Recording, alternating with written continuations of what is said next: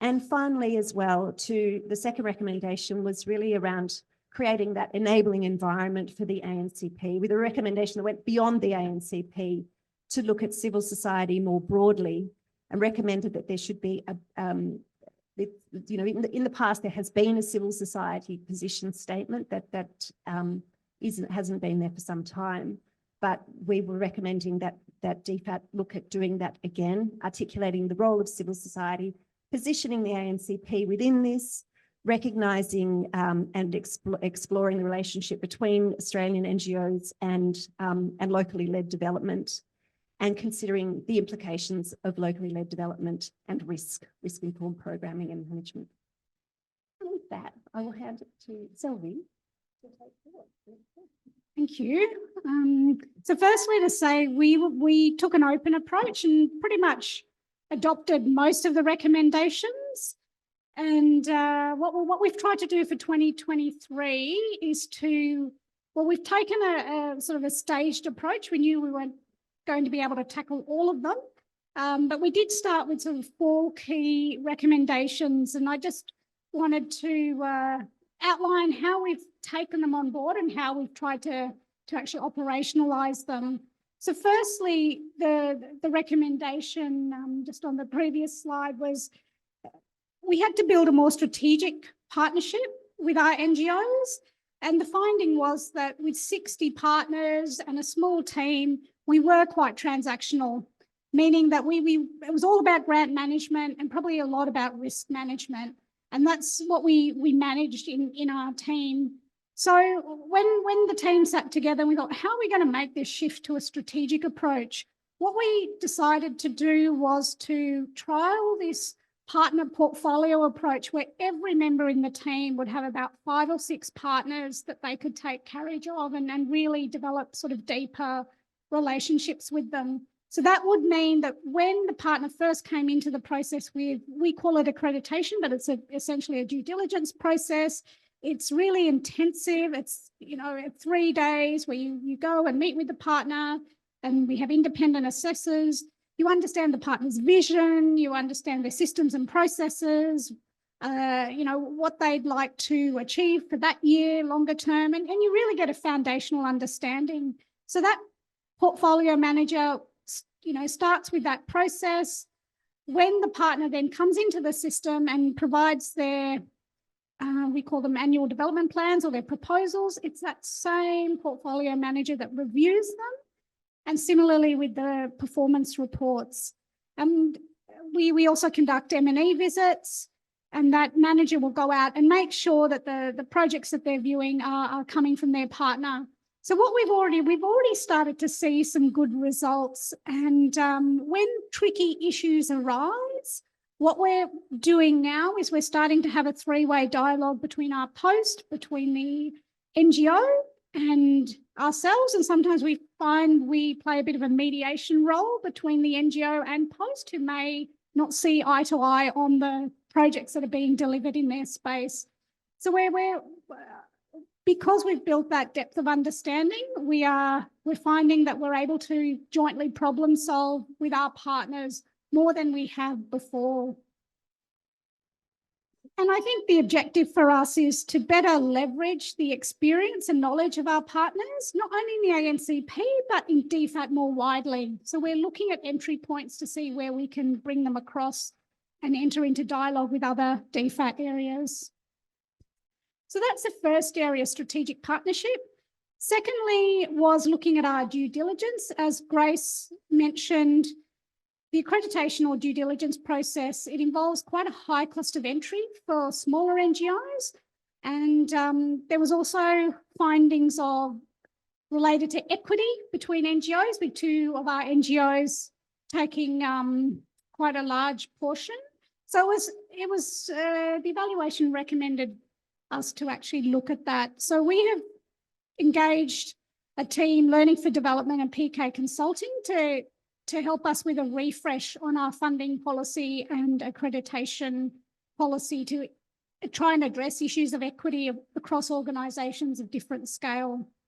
The sector was consulted both through an online survey and face-to-face meetings. And we've recently received the final report, and we're considering a management response, which will come out hopefully in the first quarter of next year. But broadly, what I can say is we will maintain the high standards of accreditation valued by the NGO sector, but we'll look for opportunities to streamline, reduce duplications, and try and leverage off other due diligence processes like the ACFID Code of Conduct, for instance. And we will examine the costs of entry to the small NGOs. So that's on our refresh. Thirdly, we have taken on an anticipatory action pilot to test ANCP's opportunity to work in this development humanitarian nexus. So we have tried to preposition funds for NGOs to pilot. You know, if you've got some projects on the ground and you see a impending hazard, that you establish some triggers beforehand that can activate this funding before that hazard hits, so you can put in additional activities. So we designed this pilot, which sort of straddles between the humanitarian and development nexus. And we've had our partners that work with AHP, Australian Humanitarian Partnership, and the ANCP to trial this for us. So what we're hoping to do is to protect our development gains and to put activities in place that can reduce the impact of that shock on households. Where we're at now is it's in train with our NGOs. They've established their triggers, and should a shock hit, we have the funding that they will be able to access. We'll do a pilot we'll do a study at the end of 2024 to see how that's gone, to see if that can be a more systematic aspect of the ANCP more broadly. And then lastly, we're also looking at how we strengthen locally led approaches. In 2023, we piloted $5,000, or we asked our NGOs to allocate a minimum of $5,000 of their grant to local implementing partners for admin and operational costs. So just under 500,000 was passed through. It's a small amount, but we just wanted to trial and then just see where it took them. We did increase that to 10,000. And we'd like to send out an initial questionnaire to our local partners to see how they used it. Was it enough? Did the relationship between themselves and the Australian NGO change or adapt in any way when they had these funds? So we'd like to ask these initial questions and then follow up again by a more in-depth study. So we are excited about the current adaptations to the ANCP. We think we're hoping we're making it more flexible and fit for purpose in this changing global environment. So looking forward to 2024, we're going to be taking a few more recommendations on board. We're going to be looking at multi-year programming. So far it's an annual program because we get our funding from our annual budget.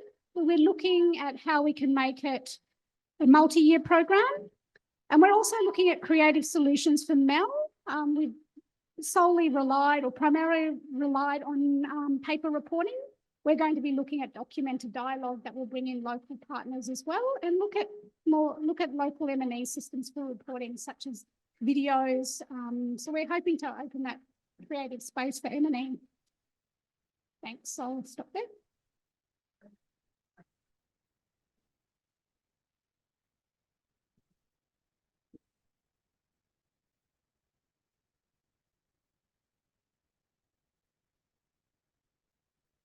Thank you so much for that fascinating presentation. I have to say that funding mechanisms as Jenga, it just makes so much sense to me. So I love that analogy. I think it's really true. If we looked slightly flustered earlier, we were having a few technical problems connecting to our speakers in New Zealand, but we have now managed to reach out across the ditch. So now we're going to hear from Aotearoa New Zealand about their experience. The Council for International Development, or CID's, annual member and sector survey of the international development and humanitarian aid sector is the only survey of its kind for Aotearoa New Zealand, and it captures valuable data and detailed insight into the world that CID's INGO members operate in. It's a year-on-year snapshot, now up to an 8-year period, and it shows the key trends facing Kiwi NGOs. So to hear a bit about this, we're going to hear from Peter Rudd, the Executive Director of CID. And Peter is also joined by CID's member manager, Aotearoa Burr, who's currently in Vietnam. So we've got a New Zealand, Vietnam, Canberra link here. So I'll hand over to you both.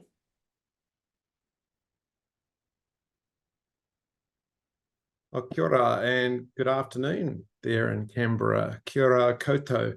And thank you, Ashlee. Can you hear us okay in the room? Great. And thank you kindly for the, sorry about the technical glitches. Made me think of maybe our new administration here in New Zealand. We've got a coalition government, so some of the technical difficulties we're faced with. It's great to join you today and to discuss this panel. I'd like to begin by acknowledging the traditional custodians of the land, pay my respects to elders past and present, extend my respect to Aboriginal and Torres Strait Islanders peoples, all of Australia's Indigenous peoples joining the session today. Tēnā koutou, tēnā koutou katoa. Ko tuko ingaia, Peter Rudd, kei toa noko okay, tamaki me karo. My name is Peter Rudd, as Ashlee mentioned, based in Auckland, New Zealand. I'm the director here with Council for International Development.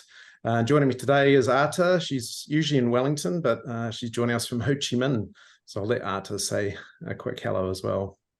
Morena tātou from Vietnam, ko Atangahi Burr, toko ingoa. Good morning from Vietnam. As Peter said, I am Atangahi Burr and I am the Business Development and Member Engagement Manager for the New Zealand Council of International Development. It's a pleasure to finally be here with you all. Thank you. Yeah, so a little bit on SID. Those that aren't aware of us, we're very similar to ACFID there in Australia. So we're the peak body umbrella organisation for New Zealand organisations working in development, humanitarian aid. We represent around 90 members, so your large NGOs such as World Vision, Fred Hollows, Save the Children, UNICEF, etc.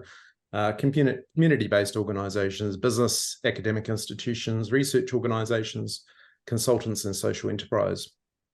We're governed by a board made up of our key member organisations and also some co-opted board members. And essentially our mission is to connect and strengthen the SID member network to drive best practice and professional standards, promote learning and innovation to engage and influence policymakers, local leaders, civil society.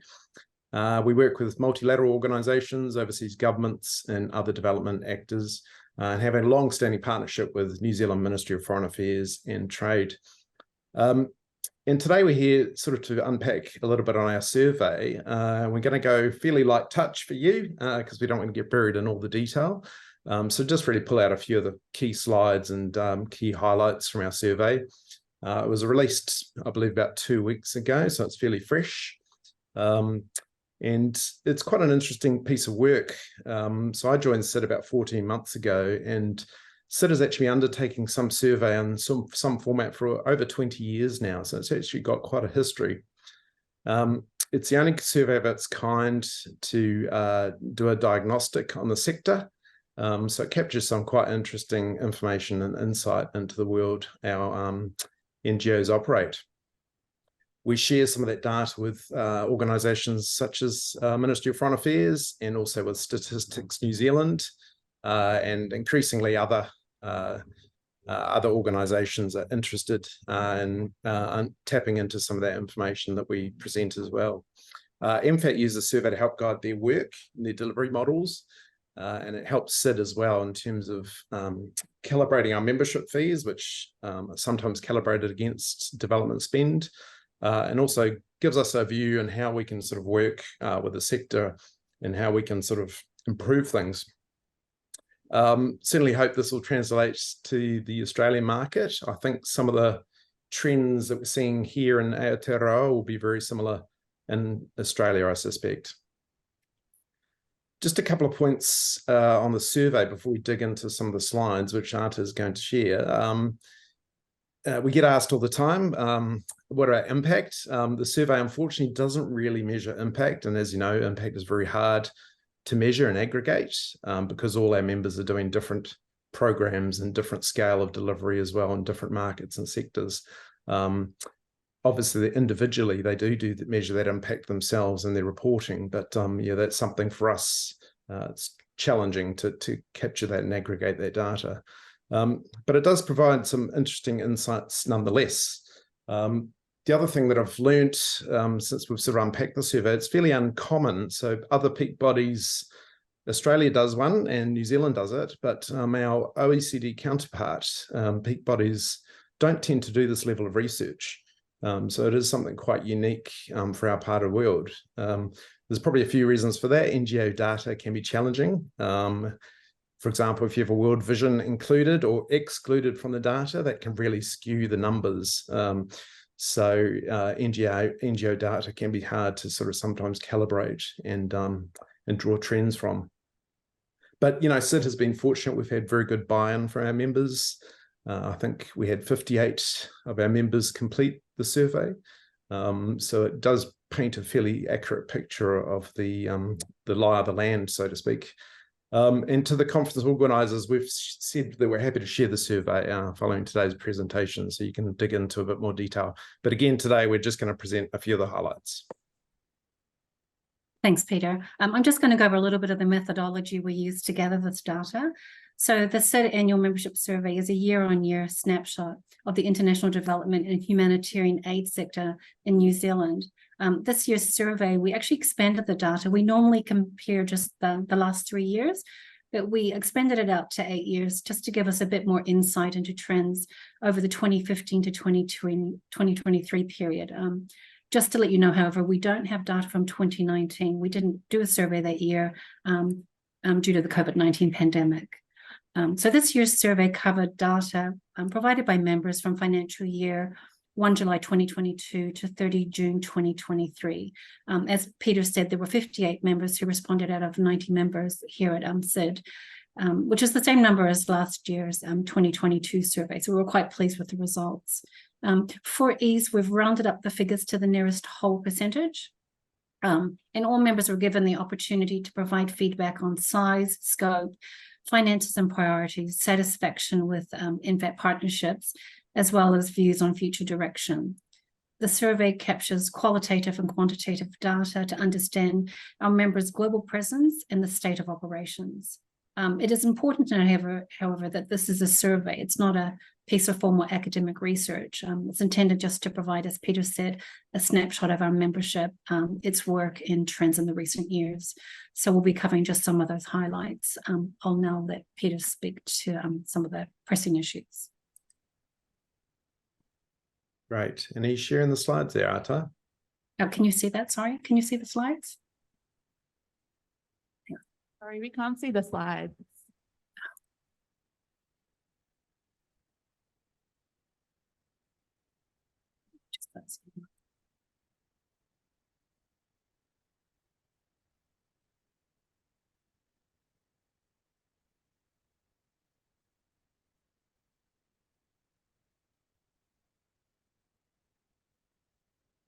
We can see them now, Archie, if you wouldn't mind to. Yeah, great. Thank you.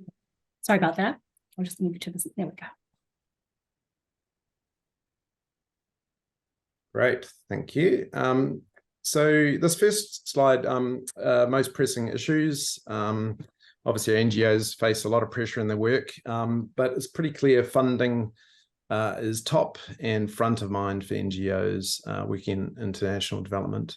And this is a consistent theme over many, many years of the data gathering, and that's certainly true for this year as well. Following funding, the main issue tends to be around staff, capacity and recruitment. Probably much like Australia, New Zealand has had an incredibly tight labour market the last few years. And this, again, is highlighted in this year's survey. We do expect that to probably change. The economy is sort of starting to slow. And certainly with the new administration, centre-right government coming in, there may be some consolidation within the public sector in particular, which may create some more job opportunities. So we are seeing some more applicants out in the market looking for work. So this could be interesting as we look into next year. So I'm just going to go a little bit about the total income. If you take a look at the figure on the left, you can see that the total income for 2022-2023 was 293 million. This equates to an impressive 39% increase over last year. We found this really surprising, given that the sector's expectations were that the total income would be lower than last year. I'll let Peter just speak a little bit to the projected versus actual figures graph to the right. And sorry, excuse that, it's quite small, that graph, and hard to read, but essentially what it's telling us is we ask an interesting question about our NGOs. What do they predict their income will be, and then we measure what it actually is. And this graph sort of highlights how difficult it is to forecast, because often when our members think income is going to reduce, such as during the pandemic, it actually increased. A whole variety of reasons for that. There was more fundraising appeals for vaccinations on the Pacific, and health programs and other associated work and programs being rolled out. So I don't know what this tells us, but very hard to forecast and sort of predict where things will go. And again, the sector often tends to sort of predict that funding will be lower than what it actually is realised ultimately. So this slide is on our financial development spend. So the total development spend of SID members is actually at an all-time high at 253 million. So again, despite the impact of COVID-19, which affected spend for 2020 and 2021, the sector has not only actually rebuilt its program delivery support, it's increased it by 55% over the past 4 years. It's going to be really interesting to see if and to what degree this upward trend continues, particularly given the current number of global crises. This report also goes one step further this year to capture not only the level of overseas expenditure, but also the level of expenditure in New Zealand, which accounts for approximately 20%. So again, interesting figures. So where does this funding come from?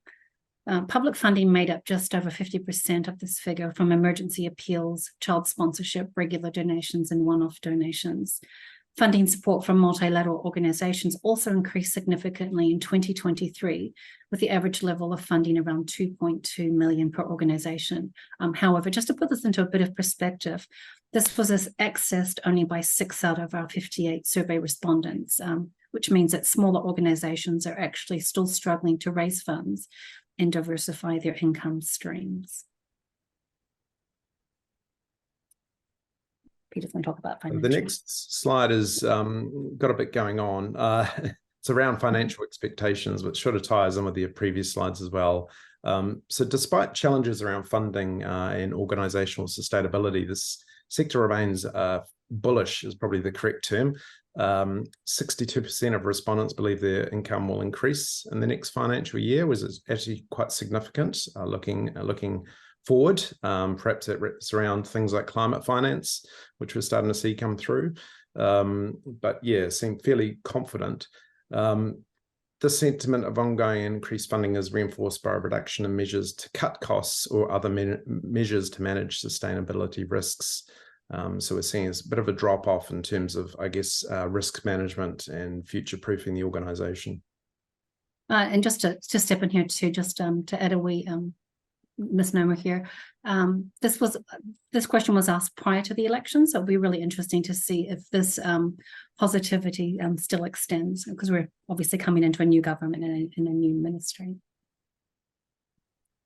Okay, so social good measures. This is a really interesting slide and acts as a pulse check for how the development sector has been performing in participation of social good programs. So you can see the living wage, carbon offsetting, rainbow tick, and disability tick. What we did find interesting is there's been a bit of a downward trend, particularly in the first two. So it'll be interesting just to kind of to dig a little bit deeper and find out why this is and if it's going to continue. Again, surveys like this tend to raise more questions than they actually answer.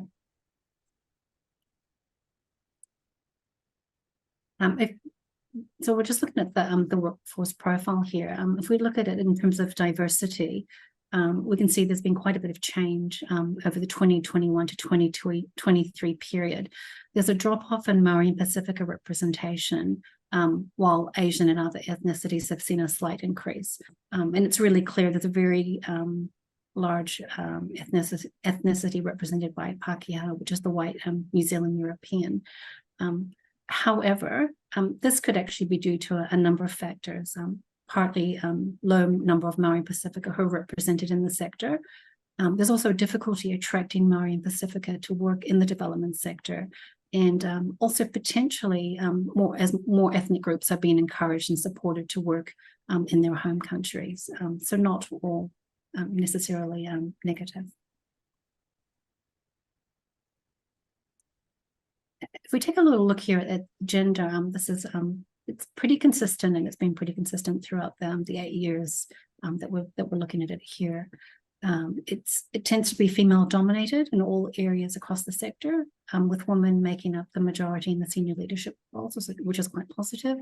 The only area where it differs slightly is in governance roles, which do tend to remain male dominated.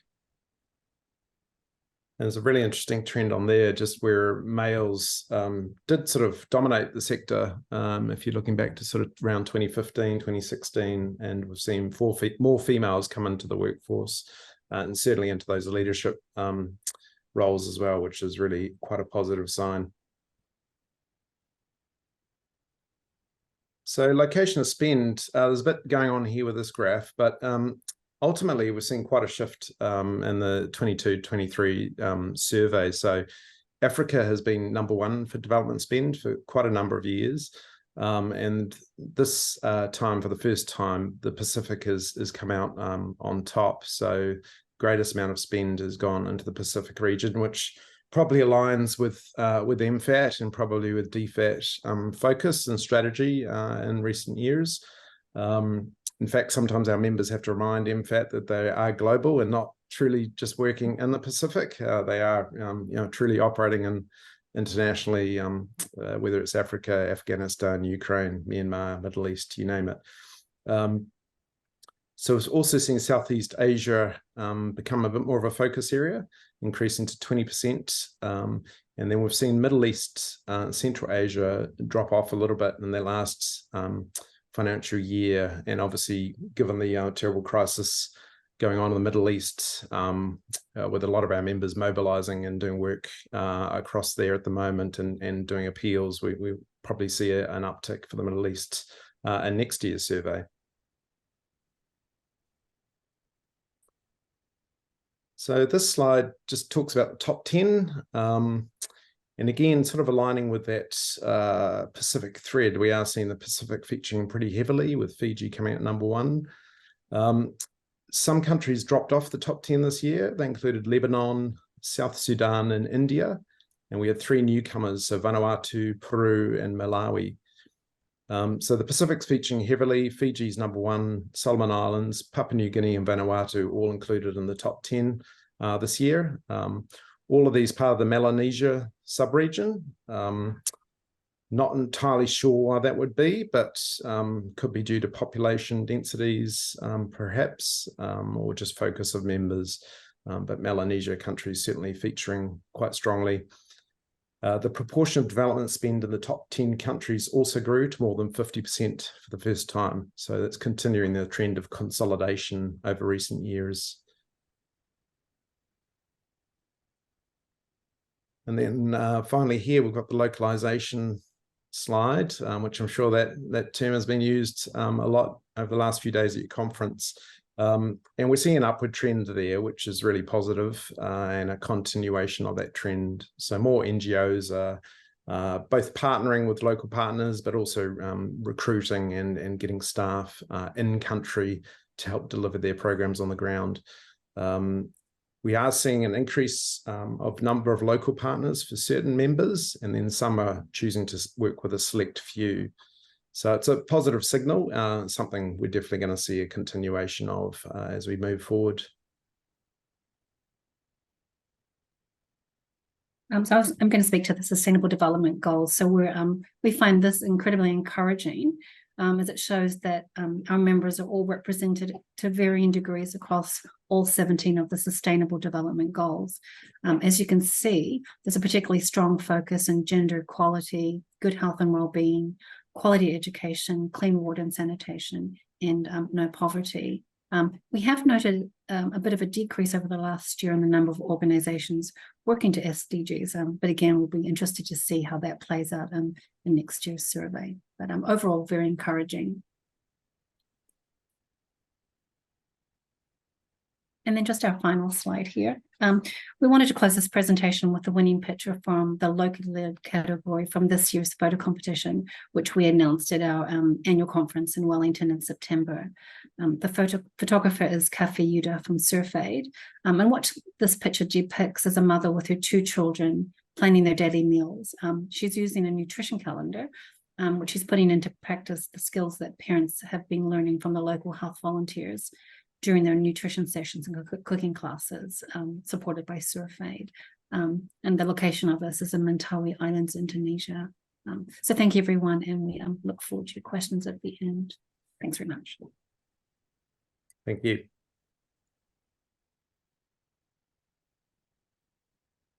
Thank you so much for that fascinating presentation. I think there was a lot in there. I mean, a lot of positive news, as well as some things to perhaps unpack a bit further in the Q&A. And that beautiful photo, as a person who's in comms, the power of a beautiful photo is always a thing to remember. It keeps us all focused on what we're working towards. So now for our final presentation. We all know that leadership is key in driving change pretty much anywhere, and I'm sure that some of you have been to leadership panels in the conference over the preceding days. But what about eco-leadership? If you've never heard of it, you'd be like me just before I agreed to chair this panel. But we're all going to know after this presentation from Archie Law. Archie's going to give us an overview of this new approach to NGO leadership, which emphasises innovation, collaboration and responsiveness. Archie himself, of course, brings substantial amount of NGO leadership experience to the table. He's currently the Principal Leadership Advisor at the Humanitarian Leadership Academy, which is based at Save the Children UK, but perhaps best known around these parts for his time at Save the Children Australia and Action Aid Australia. So over to you, Archie.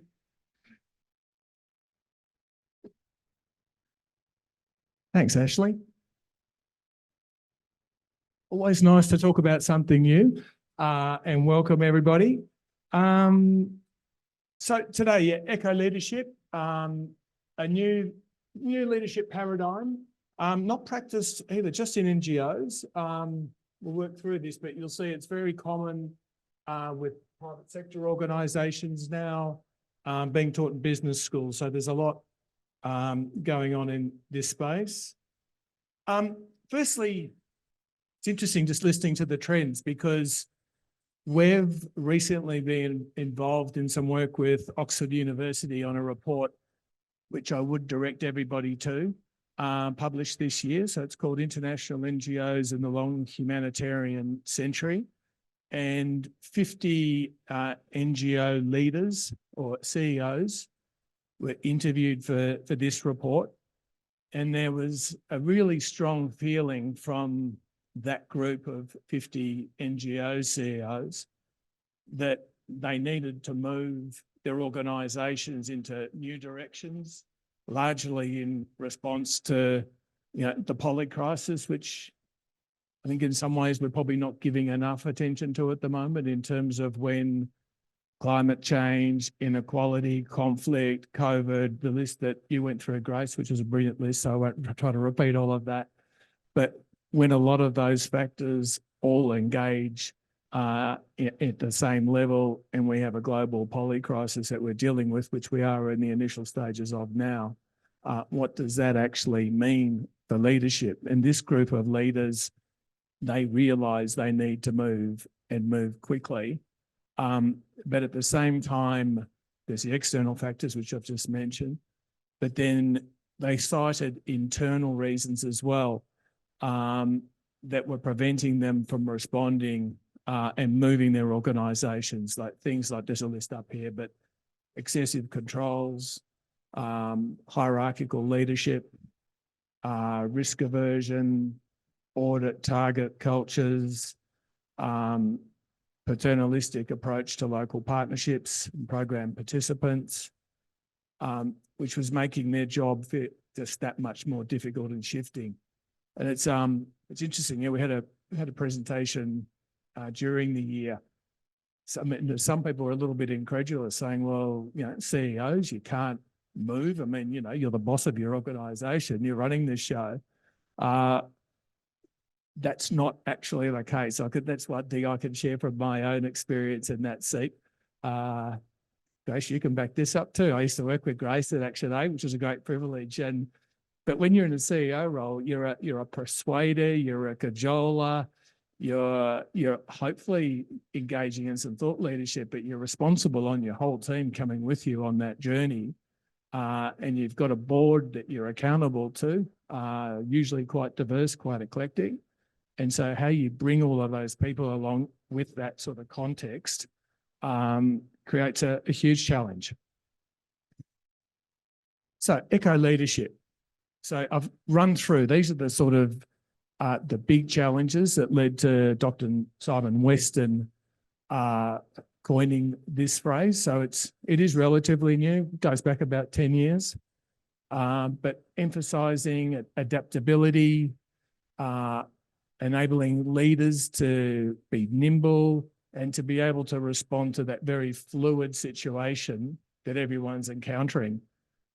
I mean, it does seem a bit odd when you think about it, when the world is in such crisis, but when organisations line up in quite a very clearly hierarchically structured manner with all of our processes, but then how do you blend that? I'm not suggesting this is a binary position either, but how do you blend that with the demands of the environment you're working in? So that's where it came from.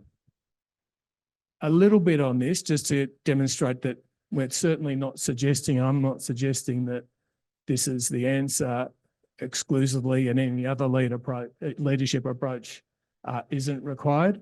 But essentially this is the three key approaches over the course of the last 100 years of eco leadership, growing over the last 10. So the first one's controller leadership. Welcome to the world of Frederick Taylor. How do we line people up on a factory floor? How do they make as many widgets as they can at the end of the day before they clock off to go home, then come back and clock on in the morning, get back on the cycle and keep going round and round? And how do we control them so we get as many widgets as we can per person? Good old days. So that sort of control, when we do need a control leadership in some, particularly some functions, when you talk about finance, for example, that's where you do want to have those controls. So we're certainly not advocating for no controls. The next one's therapist leadership, emerged in the 60s, very much about realising, well, a happy worker leads to a more productive workplace. So how do leaders engage more with their people, be more at one with their people? Still very valuable. The third is Messiah leadership. So there's a big, strong leader, often used to be a white bloke, probably still is a white bloke. It creates a strong culture. Everyone follow me. There's that fantastic story. I always think of Messiah leaders, I think of Steve Jobs. So there's that famous story about how he went to John Scully, who was running Pepsi, and tried to get him over to work with him at Apple. And he tried for months, apparently. And his big killer line at the end, when he finally got John Scully into Apple, was by saying, I mean, what are you doing? Are you going to make flavoured water your whole life, or are you going to work with me and change the world? That's classic Messiah leader type behaviour, and it worked as well in that case. Finally, eco leadership is all about connectivity, networks, and ethics. Some of the key words that I've been hearing over the course of this conference, which I think we've always heard systems, but I'm really interested how we're hearing the word ecosystem more and more.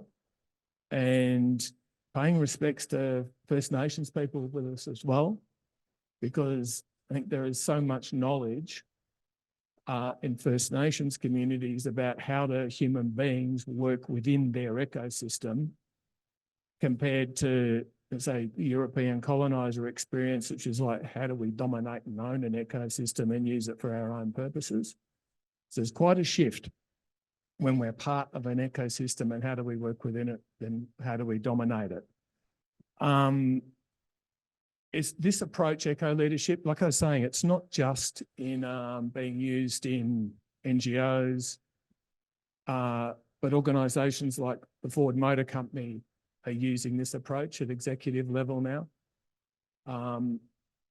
There's a great story that Ford actually, like as you'd imagine, the future of Ford is in electric vehicles. That's where they're going. Without electric, if they keep where they are, they die. So the CEO at Ford realises that. Then he realises we need a whole new breadth of partnerships to enable us to compete in the electric vehicle space. And he said, usually what we do, I think American business models, we need something, we go out and buy it. So we'll buy that company, we merge it into Ford, and off we go on our merry way. But his dilemma was to do that this time with electric vehicles. Google is the one who owns most of the tech. And he said, I can't buy Google. So what do I do? And that's when eco-leadership came on the table with the Ford Motor Company. It's like, you need to work with Google and your other suppliers and with government in your ecosystem to enable this approach for you to succeed in the business environment. So Ford is working like that now. There's two key focus areas. I've talked about ecosystemic leadership. So that's about how do you navigate the complexities of the interconnected world that we're all working in now. But it's also about decentralizing leadership, and I haven't mentioned much on that at the moment. So there's the classic leadership structure, executive teams, boards, middle management. But where are all the leaders who are working on the edge and aren't really representative in the hierarchy? Where are they in all of this?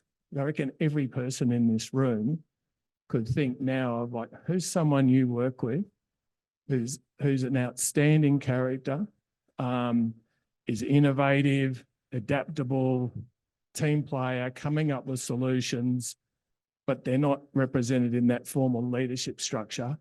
How do their thoughts actually get into the decisions, and what are you missing out on by not having them there?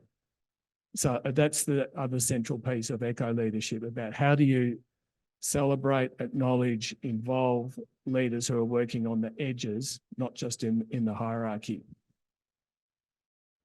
A lot of the work that we do with eco-leadership is actually helping leaders, organisations to actually recognise their ecosystem. So in the case of I think most of us in the room, you think about who's in your ecosystem at the moment. Is it in your own organisation, governments, private sector, philanthropists, communities, local organisations? You can keep mapping out that ecosystem. Where should you be engaging and where are you not engaging? And then how do you start scaling that ecosystem around a shared objective, as opposed to everybody running off doing their own things and doing it very well? But I suppose to ask that question again, is that going to work in the next 20 years, given what's coming? And that's really what we're arguing for, is because this is that sort of system where it creates that culture of innovation. When you need to do things differently, when you're working in partnership and collaboration with many different players as equals, that's where the innovation will come from. How do you work with the power dynamics within that system so that you can actually have that culture of innovation, rather than acknowledging the differences in power between governments, local organisations. So how do you create that sort of culture? And that's directly related to collaboration and partnerships. The case study I wanted to just mention quickly is work that Save the Children Indonesia have been doing, because it's an interesting situation, and I only found out about it was about mid-year. I was just talking to one of my colleagues in Indonesia, and he said, "Oh yeah, we're doing that." And I said, "Well, that's fantastic to hear." And this happened independently. I'm not going to claim any credit for it whatsoever. But we found out what they were doing. They'd actually engaged Ernst & Young because they were having I suppose you could say, a little bit of an identity crisis, but also funding challenges. And they realised they had to change. So they engaged Ernst & Young.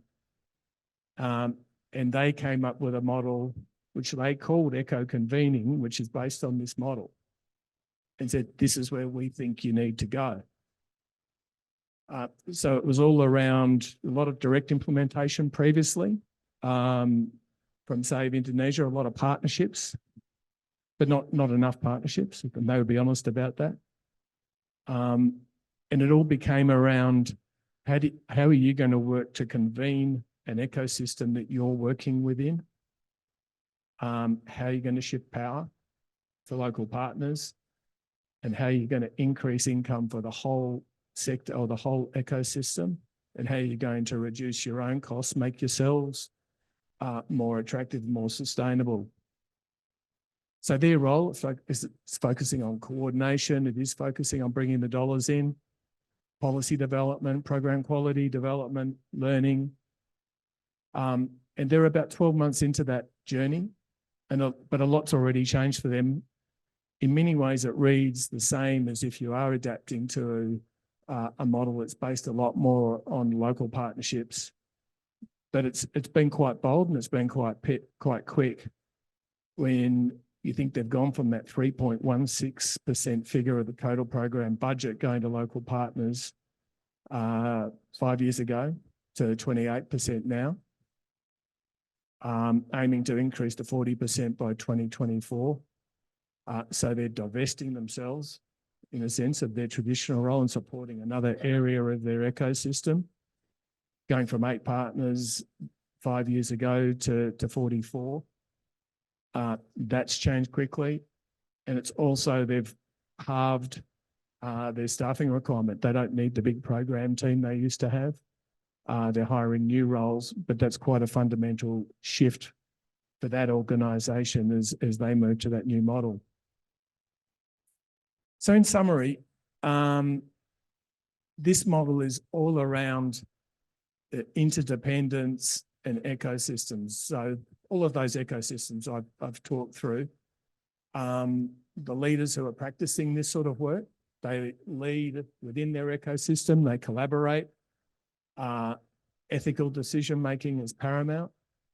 And really the big one is, how do you encourage and promote that leadership from the edge? Thank you. Thanks for that, Archie. We're going to come up here. We've eaten into question time just a tiny bit, but I'm going to blame the fire alarm instead of my chairing, so we're all good. We've got our colleagues up on the screen. So we might try and take a couple of questions to start with, throwing it open to the floor. All right, well, if nobody's going to ask a question, maybe I will. Does anyone have one though? Oh, I can't see. Yes, please, go ahead. Do we need to?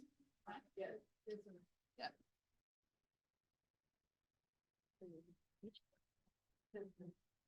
Hello, my name's Renee and I'm the CEO of Young Australians in International Affairs. So naturally I have a very strong interest in this new leadership style. How would you recommend taking initial steps to implement this style of leadership in a youth space or in a volunteer not-for-profit space?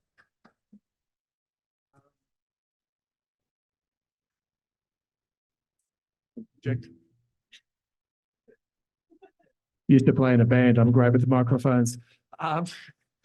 Yeah, look, Renee, it's a good question. I mean, without me doing a promo as such, but I could say how we do work with organisations. Like a lot of it is an introduction to leadership. So it's a bit what I've done, but we do that in a bit more detail, explaining what it is.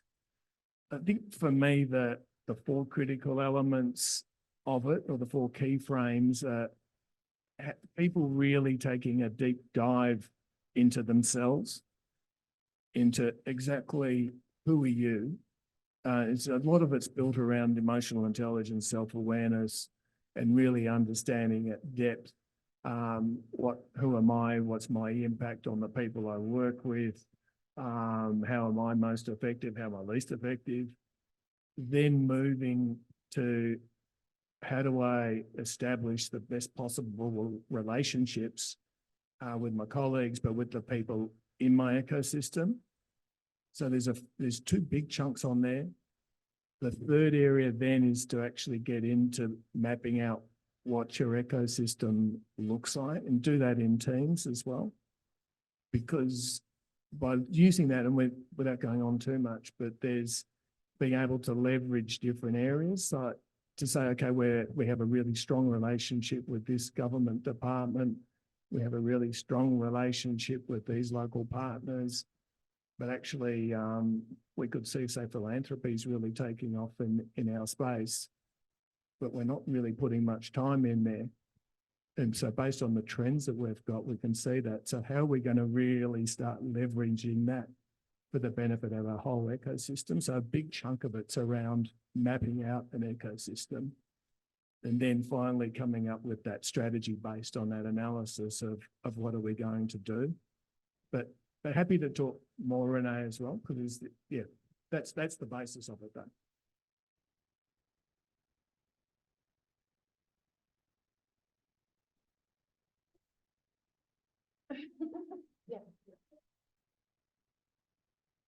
I have a question to the panelists on what kind of barriers you're seeing in terms of adopting these new approaches around shifting power and giving sort of, yeah, like just changing the funding model and decentralization when it comes to aid and so forth. Because how we're seeing it is that there is a shift from donors, specifically on INGOs, to take on those steps. The evidence, at least on the leadership, that yeah, that there could be evidence backing that for CEOs of INGOs and so forth, and embracing these kinds of approaches, but the uptake is not too high. And we see the stats coming up, be it from Global Health 50/50, maybe not necessarily as representative, but still the leadership structure of INGOs is still the same. It's still predominantly men. It's still predominantly of global north sort of origin. It's still the same issues that we're seeing in the INGO space.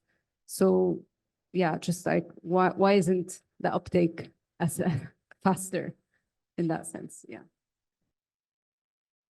that's a really great question. I can only share my views, I suppose. If we look at how far have we gone, not very far in many cases. I think there's still struggling probably with some of the technical elements of that.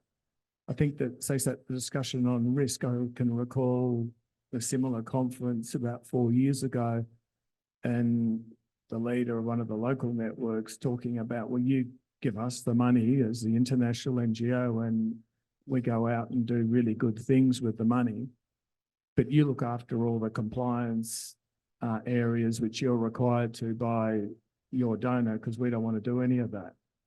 But that conversation has shifted over the last 4 years. So at least to the point, well, what does a shared responsibility for risk actually look like? Because, you know, implementation comes with risk. You've got to have that party involved in risk management. So at least the conversation's there. I think that's going on. If I had to probably throw it out there, I think international NGOs generally are looking at how do we do this better out there, rather than how do we need to change to enable locally led actors to flourish.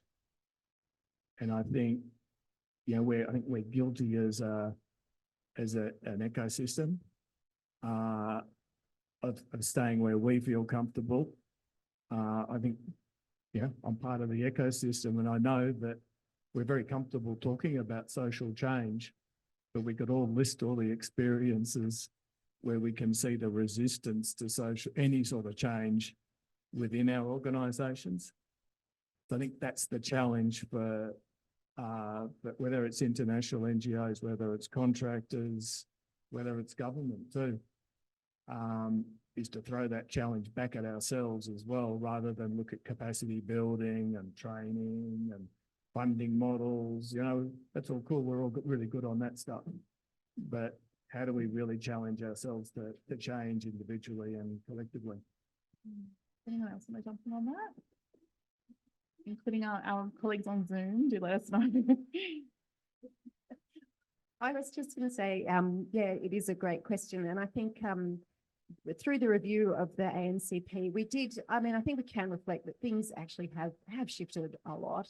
As Archie was saying, there are now these conversations, but even getting into that detail of, you know, exploring and understanding how that the positioning of Australian NGOs between the local NGOs and the risk processes and so on, actually surfacing how difficult it is to shift that, I think is really interesting. And I think what Selvi's team is really engaging in is trying to get into that detail of implementation of the actual how. And of course, it will be a long journey. But when I reflect on a whole lot of the aid programs that we look at least it's a really live conversation. And I think as well, I think we're increasingly familiar. There are lots more voices now talking about power-informed approaches and understanding the power dynamics and how they need to shift to shift the power, I guess. So yeah, I think it's not all gloomy. Actually, I think there's some very positive things coming along. Thanks. Just from the practical perspective, we noticed when we trialled our pilot on the pass down, that was asking our NGOs to pass, you know, initially 5,000 to local partners for their admin and operational costs. We found such a diversity of responses, which gave us a bit of a hint on what the landscape was in terms of uptake. We noted that everyone was talking the talk, but in practice, not everyone was ready to walk that talk. So on one side of the spectrum, we had NGOs who had sort of embraced and probably had the resources in their organisation to really think and reflect and move from a service delivery role to an advocacy role. So letting working with the local partners to focus on service delivery, but being that sort of link between the conglomerate of local partners and the government and advocating to the government. So they found a niche in advocacy and shifted a focus from service delivery to advocacy. But then we found other NGOs saying, oh, I'm not sure if we're ready to pass down 5,000. And we said, look, we've started with a very small amount. And with any pilot, there's no failure or right or wrong. We're really just trying to test this. And then others came back and said, we were initially reluctant, but actually it's been a really worthwhile cause. And this year we're going to add even more to it. So we're seeing with this wide variety, there's different aspects of or different degrees of uptake.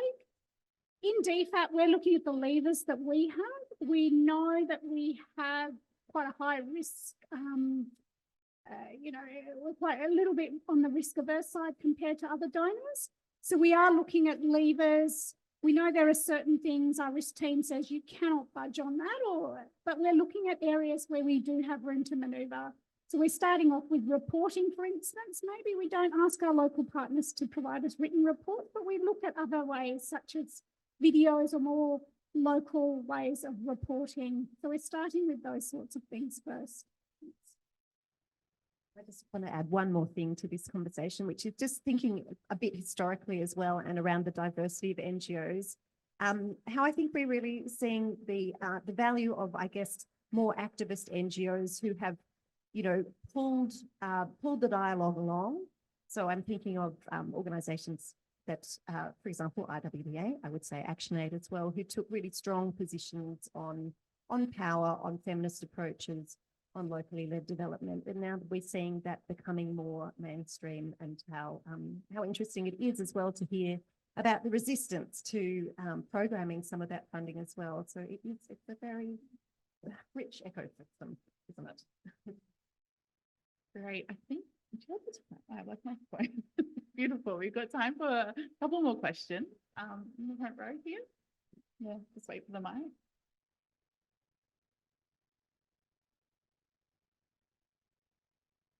Hi, my name is Alvin from Indonesia. So I'm interested in the graph of the program spending.